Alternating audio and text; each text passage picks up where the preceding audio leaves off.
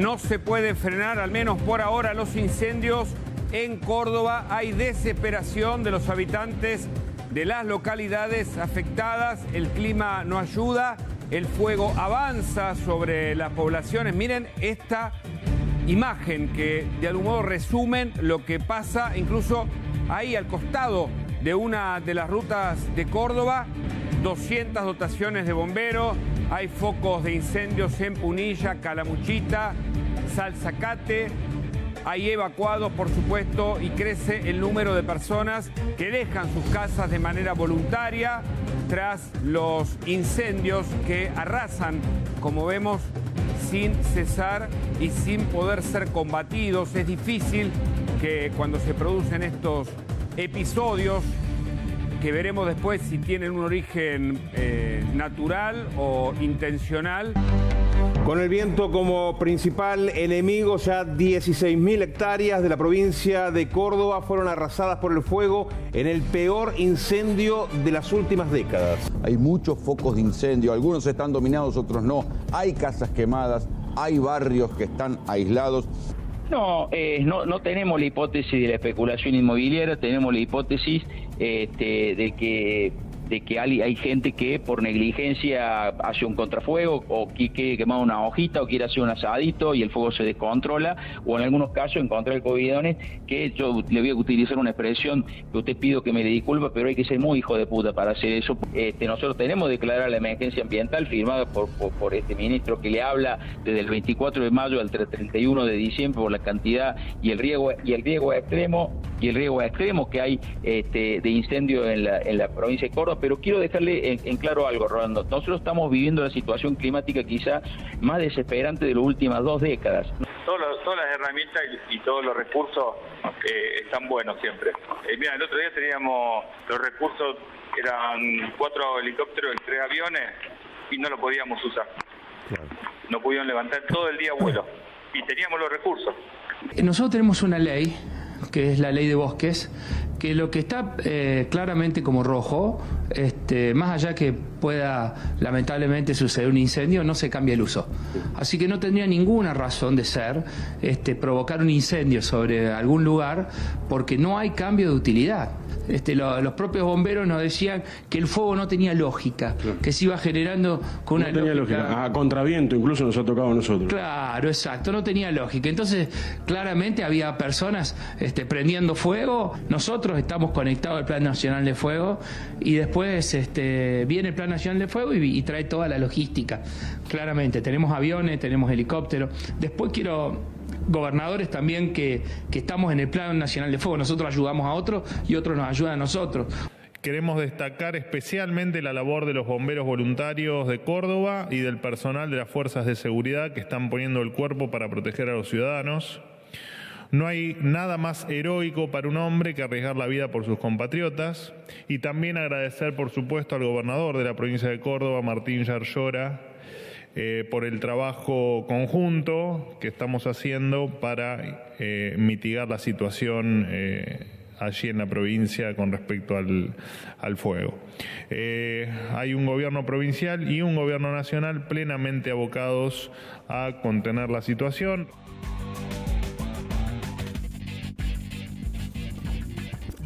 ¿Cómo les va? Bienvenidos. Una vez más abrimos Redacción Abierta para, como decimos siempre, poner un poco el pie en el freno y analizar a través de nuestros espacios informativos. Hasta hace un ratito nada más en la Crónica Central les hemos estado informando sobre la actualidad de los incendios. Lo que queremos hacer ahora es quizás frenarnos en esta vorágine, porque obviamente de lo que hablamos ahora actualizamos la situación, vemos cuáles son los focos activos, pero queremos frenar un poco y analizar los por qué. Los por qué, bueno, de un 6º día consecutivo de incendios, los por qué de que en este 2024 ya se hayan quemado en estos incendios en septiembre, ya me van a corregir acá, pero cerca de 25.000 o más hectáreas, y estaríamos hablando ya de la mitad de lo que se quemó el año pasado.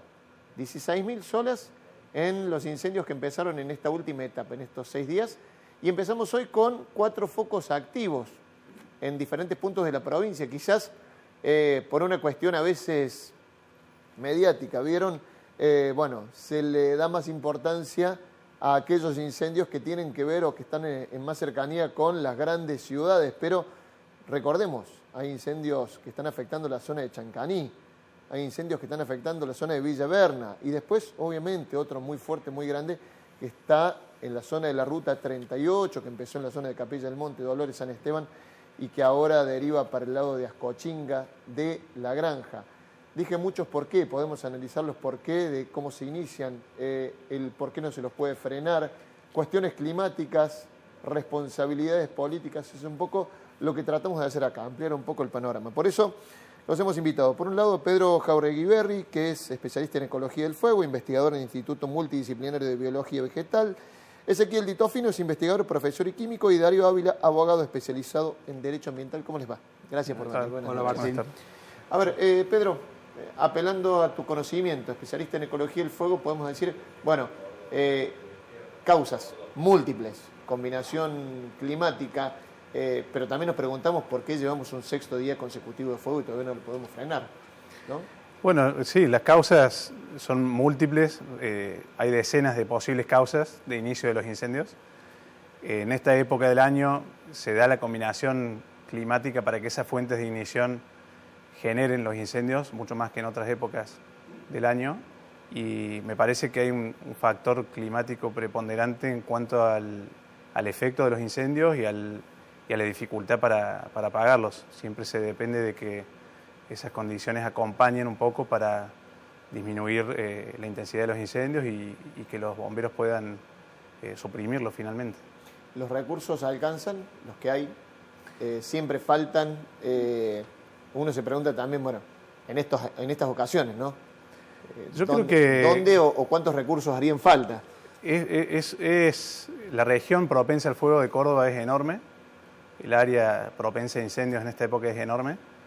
Cuando los incendios, estamos en años en donde hay pocos incendios o la superficie quemada es poca, como ha pasado en algunos años, que no superó las 10.000 hectáreas o está más o menos por ese número, y los focos son pocos, todo parece bien encaminado y encarrilado. Cuando pasa lo de este año, que aparecen focos en distintos puntos de la provincia al mismo tiempo, se vuelve mucho más incontrolable y empiezan a surgir problemas y conflictos, ¿no?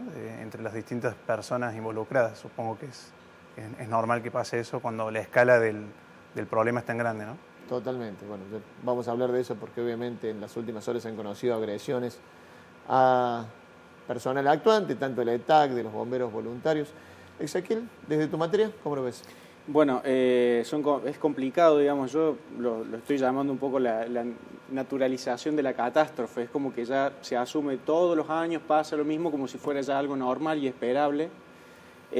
Cada año se muestra un panorama bastante más agudizado debido a los daños previos que no se alcanzan a recuperar y al daño posterior que puede llegar a generar, que va a generar, digamos. Yo que me dedico a la parte de cuencas hídricas y toda la provisión de agua en Córdoba, después cuando vengan las precipitaciones, estamos ingresando en el ciclo de la Niña, que implica escasez de humedad, escasez de precipitaciones. Las pocas precipitaciones que haya va a arrastrar por escorrentías todas las cenizas que proveen de nutrientes para las algas y organismos que ya están lamentablemente instalados, consolidados en los espejos de agua, que proveen de agua a la población, y no va a ingresar volúmenes de agua significativos como para diluir el problema, además de que las cuencas ya están colmatadas por los sedimentos de problemas semejantes de años anteriores y que complican el panorama, bueno, de manera significativa. Hemos hecho poco, por lo que decís. Bueno, están colmatadas por eventos anteriores, o sea que es otro punto también en donde tenemos un pendiente, ¿no? Totalmente, por eventos anteriores y por falta de gestión en el tratamiento de esos factores que están instalados y se podrían venir trabajando, porque tampoco es un tema que se haya manejado de manera aislada, se ha mencionado en varias oportunidades, yo he tenido la posibilidad de mencionarlo también en varias oportunidades, y eso sigue estando en la misma posición que hace años atrás. A ver, un ejemplo... Bueno, por ejemplo, los procesos de dragado que se podrían haber hecho sobre el San Roque, claro. Durante el 2020, que no hubo movilización de personas, pero las actividades gubernamentales de gestión y de infraestructura estaban en marcha, no se hizo. Y era la oportunidad, pero más que propicia para hacerlo. Entre esas, muchas otras, ¿no? Claro. Pero bueno, tampoco se hizo. Y es justamente la gestión de gobierno la que tiene la infraestructura y las herramientas para poder hacerlo. Y los asesoramientos de profesionales que estamos dedicados a eso también. Entonces por ahí falta un poquito de planificación, de prevención, siempre se va sobre la marcha, sobre lo que va sucediendo en el momento. Entonces se abren focos y se dan situaciones como esta que son impactantes, son dolorosas, pero no llaman la atención, porque es esperable que con la falta de esas actuaciones pertinentes, precisas, significativas, sucedan cosas como esta o peores. Darío. Nosotros venimos advirtiendo desde hace tiempo que claramente la situación actual habla por sí mismo de un fracaso total en materia de políticas públicas en cuanto a la gestión y el manejo del Plan Provincial del Fuego. Creo que es urgente hacer una crítica hacia el interior del gobierno provincial y un necesario cambio de paradigma respecto a la forma en que se está manejando, implementando y gestionando este plan provincial. Yo creo que hubo una época, y creo que esto ya lo hemos hablado en otra oportunidad, una época exitosa del plan de manejo que tuvo que ver con la creación de sistemas de prevención, el sistema vigía, el reforzamiento de las actividades de los bomberos y demás, y que fue todo un paradigma respecto de la forma de abordaje y que lamentablemente se abandonó. Hubo una decisión de parte de las gestiones, digamos, que hace 20 años que vienen gobernando nuestra provincia, y que a partir de allí se tomó la decisión de cambiar ese paradigma de abordaje para transformarlo en un programa de abordaje reactivo y no preventivo. Es decir, hoy se está actuando directamente sobre el fuego ya declarado y sobre todo agravado por las situaciones que acaban de señalar aquí la gente presente en el panel. Hay una situación de extrema vulnerabilidad ambiental que hace que toda situación de degradación o afectación al ambiente se potencie y se torne cada vez más extremo. Y el incendio no escapa a esa regla. Entonces, si no hay un cambio urgente de paradigma y el gobierno vuelve a reasumir una política absolutamente de prevención, vamos a seguir lamentando cada vez más pérdida de masa boscosa. Mira, quiero recuperar lo que habías dicho vos, porque habías venido a este mismo piso y habías advertido eso. Una cuestión que se empezó a hablar ahora cuando le preguntan a los responsables de manejo del fuego por qué desactivaron la cuestión de los sistemas de vigías. Dicen, bueno, hay tecnología que los reemplaza. Está visto que no. Quiero que me digan, a ver si en la materia de cada uno, a ver si en realidad se está queriendo desviar o no la discusión, porque la verdad que a mí me llamó mucho la atención que se reactive por parte del gobierno provincial este pedido de penas más graves, impulsar proyectos, cuando tenemos el fuego encima. Digo, hablar de proyectos de ley parece un poco tribunero, para mi gusto, pueden estar en desacuerdo, pero fíjate lo que decía el gobernador de la provincia con respecto al tema del uso de suelo, cuestión que motivó algunos tuits entre la expresidenta Cristina Fernández y un ministro del actual gobierno nacional, y también al endurecimiento de penas. Esto decía Yarlora. Que es la ley de bosques, que lo que está claramente como rojo, más allá que pueda lamentablemente suceder un incendio, no se cambia el uso. Así que no tendría ninguna razón de ser provocar un incendio sobre algún lugar porque no hay cambio de utilidad. Esto me parece muy bueno aclararlo, ¿no? Nosotros en Córdoba eso no existe. En Córdoba no tiene que ver que uno pueda provocar un incendio donde había un bosque y después, bueno, como se quemó, pueda pasar a tener otro uso. No, no hay cambio de uso en Córdoba. Entonces hay que descartar esa hipótesis, por lo menos en nuestra provincia. Con lo cual, aquellos que han prendido el incendio o a veces por error o por... Bueno, tiene que caerle toda la pena de la ley. Yo lo que estoy pidiendo es que ampliemos la escala penal, esto es de ley de fondo, o sea, el Congreso Nacional, porque lo que está pasando es que algunos dicen, bueno, fue doloso, fue culposo, pero en definitiva las penas son tan bajas, inclusive no hay sanciones tampoco económicas.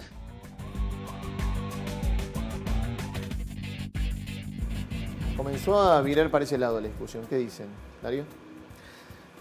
Parece ser que cuando hay una crisis sobre determinados conflictos de naturaleza social aparecen estas reacciones como espasmódicas. Lo mismo pasa con el tema seguridad. Cuando vuelve a tomar repercusión el problema relativo a la seguridad, se vuelve a hablar de elevar la edad juvenil como para empezar a ser responsable cada vez a personas de más corta edad.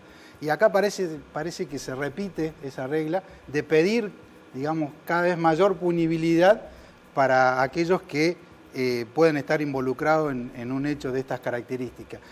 Y yo plantearía a la inversa, yo quisiera que por lo menos tuvieran la osadía y la decisión política de implementar las leyes que ya están vigentes. El incendio es un delito, está tipificado por el Código Penal, el artículo 186 prevé una pena de 3 a 10 años. Digo, tirar la discusión nuevamente es como para reavivarla, porque en realidad hay una penalidad. Existe claramente. Dice el gobernador, son muy bajas las penas. Yo diría que primero que intente aplicar las que ya están, las existentes, para ver que si hay algún cambio de conducta, por lo menos. Hay un estudio del Poder Judicial del año 2010 y al 2015 que han hecho un relevamiento respecto de las causas penales que se han iniciado. El propio Poder Judicial, la Escuela de Estudio y de Proyectos Judiciales ha hecho un relevamiento. También después del 2020, cuando se dio aquel hecho tan lamentable, que fue el tema de los incendios en Yacanto, vuelve a aparecer y bueno, el Poder Judicial da una respuesta y dice, bueno, hicimos un relevamiento y durante el año 2010, el periodo 2010-2015, se instruyeron 24 causas penales, 44 imputados, 1 condenado, 16 liberados por prescripción, es decir, el transcurso del delito los liberó, ni siquiera se investigó. Entonces, digo yo, ¿por qué no se refuerza eso? ¿Qué ocurre con el fiscal general de la provincia? ¿Qué pasa con los fiscales con estos delitos que tienen semejante notoriedad? ¿Por qué no actúan de oficio como actúan con el común de los delitos? El robo, el hurto, el fraude, el homicidio, intervienen de oficio. ¿Qué pasa con los incendios? ¿Por qué no intervienen de oficio? ¿Qué pasa con la Fiscalía General? ¿Por qué no se instruye? ¿Por qué no se fortalece esa actividad? Para vos no sería necesario. Ezequiel, Pedro, a ver, hablaba otro punto el gobernador ahí, que es el tema del cambio de uso de suelo.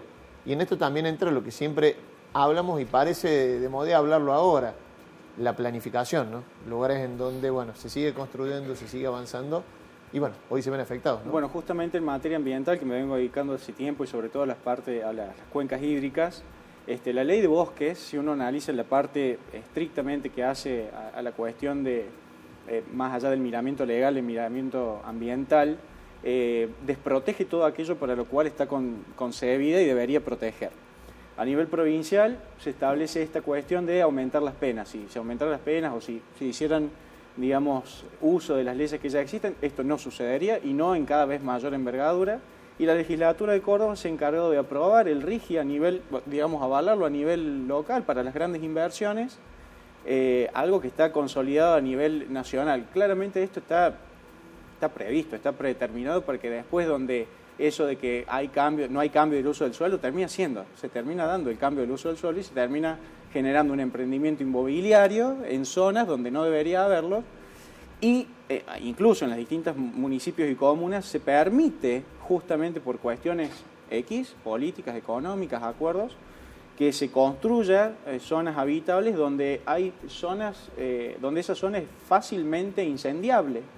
Entonces el problema no es que no solo no hay una planificación, no solo no hay una inversión adecuada en la infraestructura, sino que no pueden llegar los cuerpos especiales para trabajar porque justamente hay construcción y hay población donde no debería haberla. Entonces eso complica el panorama de manera significativa por desarrollo urbano donde no debería estar y en condiciones óptimas. Claro. En este marco de situación, aún menos. Entonces es lamentable que la población tenga el fuego en el patio de su casa. Sí, el tema no es que preguntarse por qué llegó el fuego hasta ahí. El tema es preguntarse por qué llegó el fuego hasta ahí y qué hace una población ahí, donde no debería estar. Bueno, podríamos seguir hablando del tema al lado de las cuencas de los ríos, al lado de los lagos. Correcto. Y demás. Pedro, ¿cómo lo ves vos? Sí, creo que coincido con la visión de Ezequiel y de Darío en que hace falta una visión más integral del problema. La prevención me parece que podría reforzarse en muchos aspectos. Prevención que incluye esa planificación urbana. Hay muchísimas zonas de interfaz en las zonas conflictivas de incendios que están directamente correlacionadas con la ocurrencia de los incendios.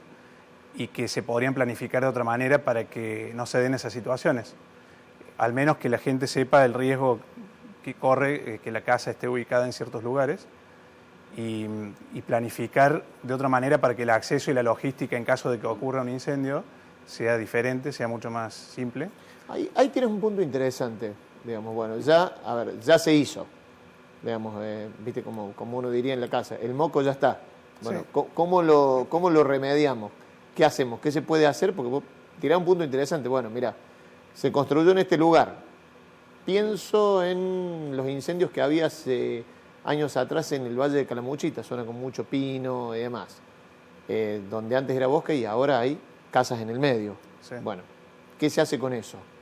Bueno, por eso digo que a veces uno da por sentado que no va a ocurrir el incendio donde uno vive, pero las zonas de riesgo están identificadas, se han hecho algunos mapeos de eso, no sé el nivel de detalle, pero me parece que esa es una forma de avanzar, que con el nivel de detalle más fino posible se sepa cuál es el riesgo y que cada uno de los municipios tenga disponible esa información para que el planeamiento urbano sea teniendo en cuenta ese riesgo de incendios y trabajar en los otros aspectos que es la supresión de los fuegos cuando ocurren, que es medio lo que decía Darío, que es lo que se trabaja más ahora como reactivamente controlar los incendios más que prevenirlos o manejarlos, incluso el fuego como herramienta para disminuir el riesgo de incendios catastróficos, y la investigación, que es la otra rama también de la ecuación para tener más información necesaria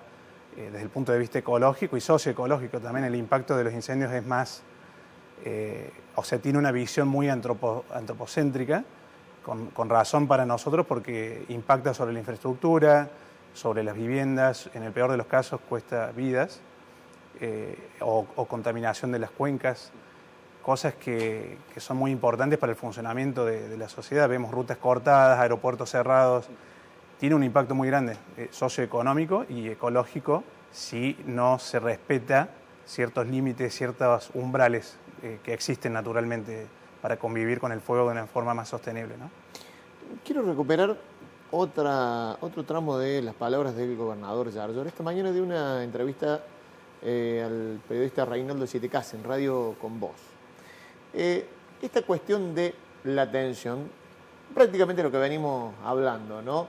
Bueno, hacer cuestiones más planificadas, no urbanizar en ciertos lugares, y es como que el gobernador habla de la tensión. Bueno, nosotros, es una locura aquel que prende fuego para pensar en un emprendimiento inmobiliario, el avance del agronegocio, dice, pero tampoco se puede volver a los que más o menos le dijo el gobernador, estar en contra del progreso. Quiero que lo escuchen y después lo charlamos acá.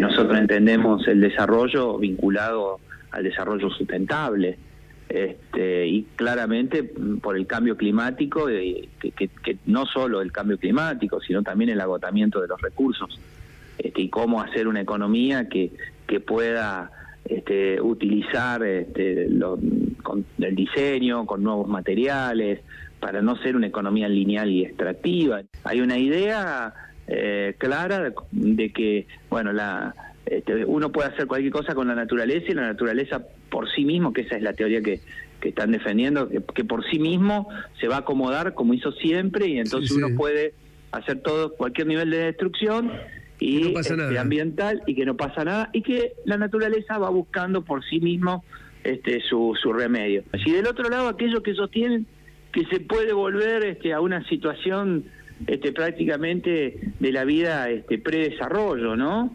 Eso tampoco hoy tiene sustentabilidad, porque el progreso trae beneficios para los humanos. Entonces, nosotros estamos en un modelo que se llama de economía circular, que reconoce los dos aspectos y que va justamente por el desarrollo, pero con sustentabilidad, entendiendo claramente que hay un cambio climático.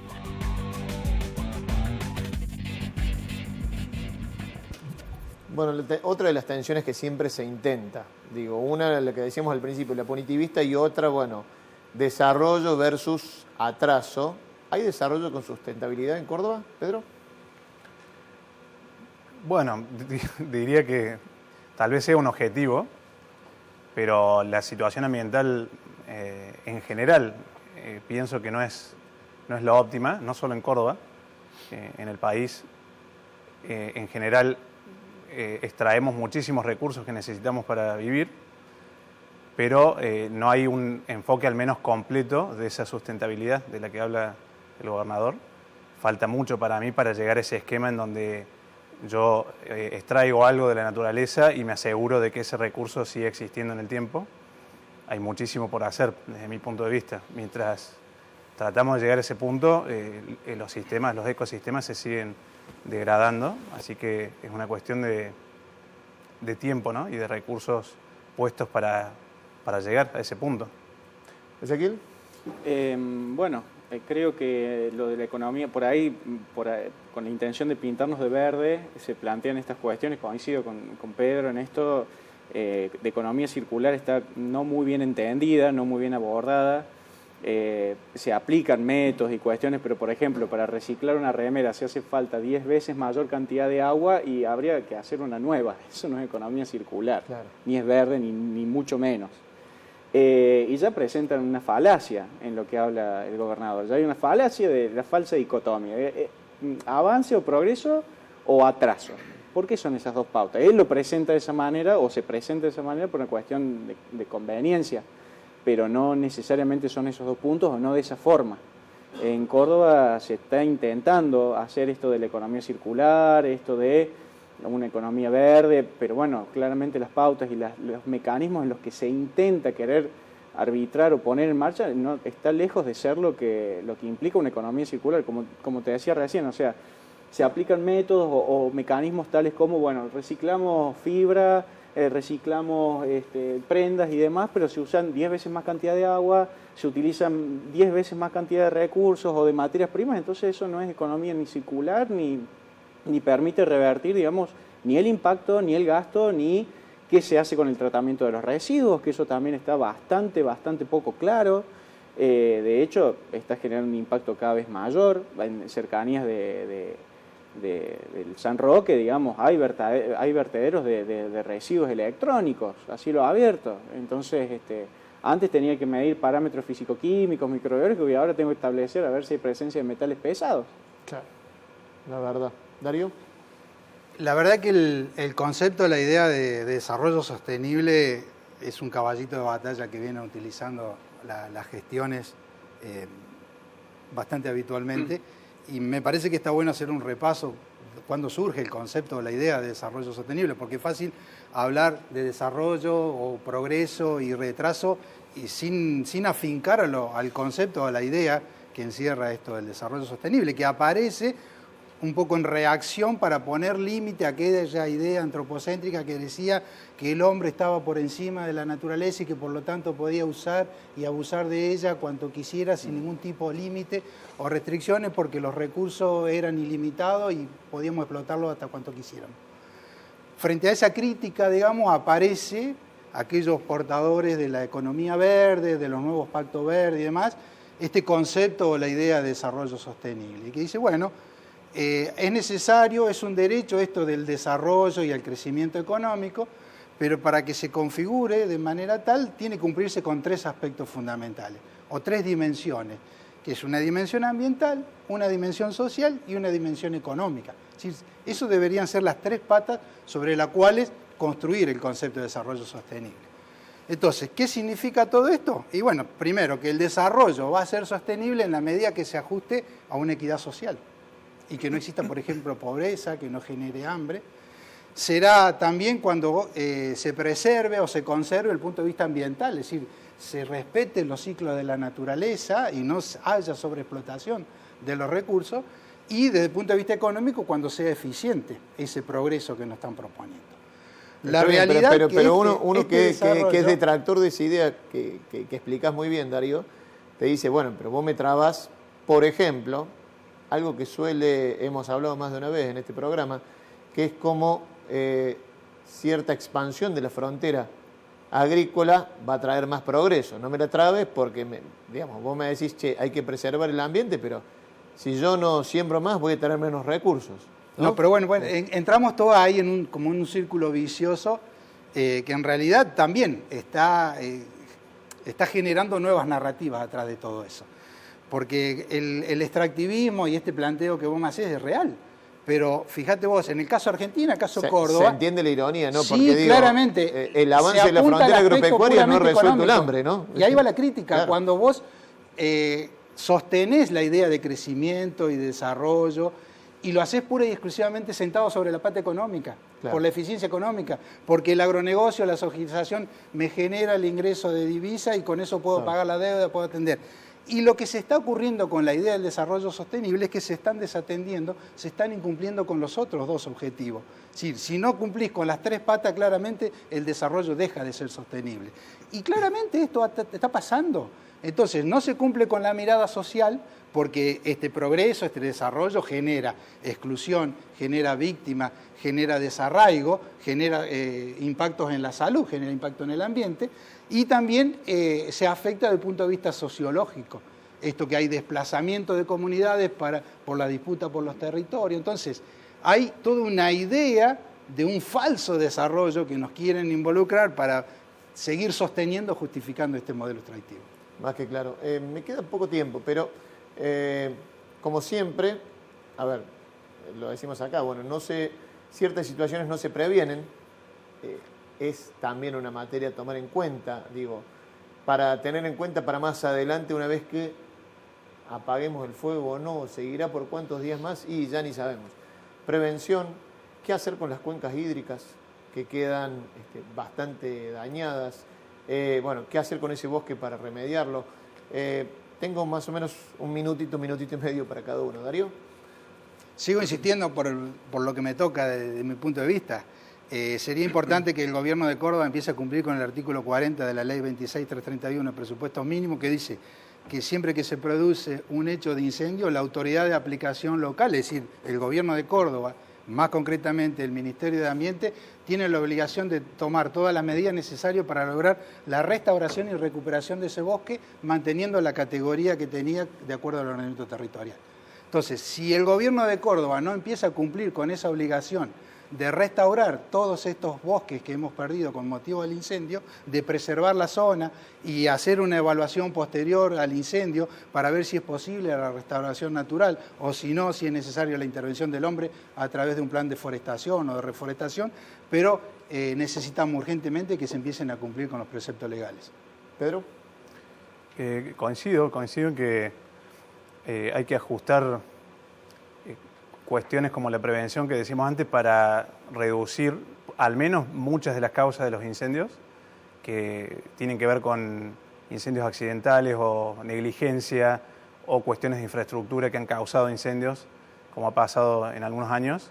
Me parece que todo lo que se pueda trabajar para disminuir esas fuentes de ignición y llevar los incendios a un nivel ambientalmente o ecológicamente aceptable desde el punto de vista de cómo funcionan los ecosistemas de Córdoba y cuánto fuego pueden tolerar, me parece que es una de las cosas fundamentales para hacer.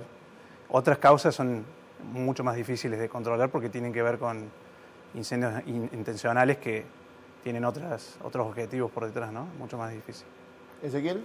Bueno, creo que direccionar la infraestructura, las energías y los recursos al mantenimiento de lo que nosotros ya tenemos como espejos de agua y las cuencas en las condiciones en las que están, la pertinencia de las inversiones va a ser fundamental y además de mucho menor costo que otras, como por ejemplo, y es un tema aparte, el acueducto del Paraná, que ha quedado ahí y que es un tema bastante recalcitrante y que no nos tenemos que estar olvidando y tenemos que estar atentos.